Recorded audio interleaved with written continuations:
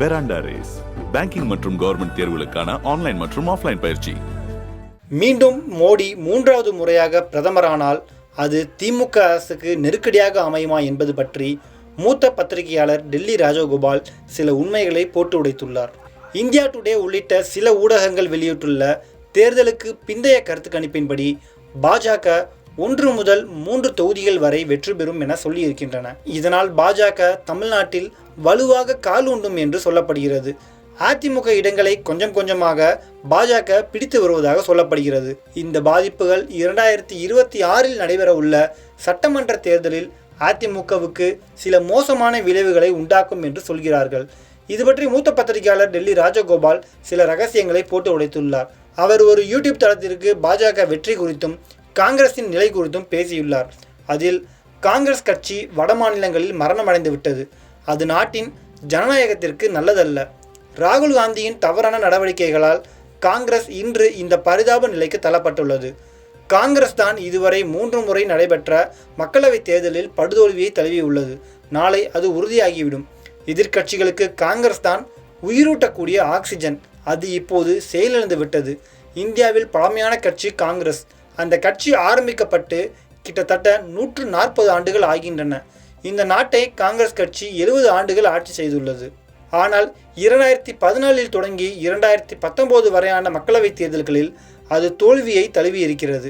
நாளை வெளியாக உள்ள 2024 தேர்தல் முடிவுகளும் காங்கிரஸ் கட்சிக்கு எதிராகவே அமையப் போகிறது.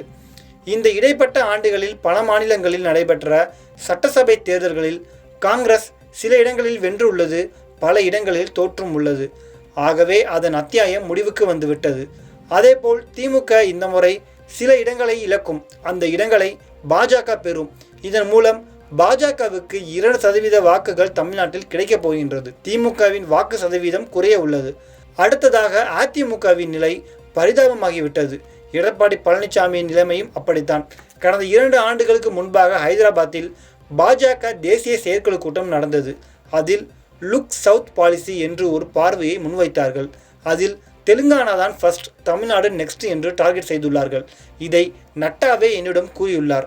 ஆகவே பாஜக தடாலடியாக எல்லாம் இறங்கவில்லை. அவர்கள் திட்டமிட்டு தென் மாநிலங்களை குறிவைத்துள்ளனர். இது திமுகவுக்கு பெரிய நெருக்கடியாய் அமையும். 2019இல் ராகுல் பிரதமர் ஆவார் என்றார் ஸ்டாலின். அது நடக்கவில்லை. 2024இல் யார் பிரதமர் என்பதை திமுக நிர்ணயிக்கும் என்றார். அதுவும் இப்போது பொய்த்து போக போகிறது. மீண்டும் மோடி வரப்போகிறார். அடுத்து 2026இல் பாஜக தமிழ்நாட்டில் 75 தொகுதிகளில் வெல்ல இலக்கு நிர்ணயித்துள்ளது. அதில் 40 தொகுதிகள் உறுதியாக கிடைக்கும் என்று நம்புகிறார்கள். அடுத்த 6 மாதங்களில் மோடி தொடர்ச்சியாக தமிழகம் நோக்கி பயணம் செய்ய இருக்கிறார். இவையெல்லாம் பாஜகவின் திட்டத்தில் உள்ளன. மோடி மீண்டும் ஆட்சிக்கு வந்துவிட்டால் அது திமுக அரசுக்கு பாதிப்பை தரும். நிதி கிடைக்காமல் தவிக்கும் தமிழ்நாடு அரசு இதையெல்லாம் முன்கூட்டியே உணர்ந்திருக்க வேண்டும். ஆனால் ஸ்டாலின் உணர்ந்ததாக தெரியவில்லை என்று அதிமுக பற்றிய சில கருத்துக்களையும் அவர் முன்வைத்துள்ளார். அதிமுக சில இடங்களில் வெற்றி பெற்றால் மீண்டும் பாஜக கூட்டணிக்கு வருவார்கள், மோடியை ஆதரிப்பார்கள். அப்படி இல்லை என்றால் அந்த கட்சிக்கு சில நெருக்கடியை உண்டாக்கும். ஆகவே அதை உணர்ந்து எடப்பாடி பழனிசாமி முடிவுகளை எடுப்பார் என அவர் அந்த காணொலியில் கூறியுள்ளார். பெராண்டா ரேஸ் பேங்கிங் மற்றும் கவர்மெண்ட் தேர்வுகளுக்கான ஆன்லைன் மற்றும் ஆஃப்லைன் பயிற்சி.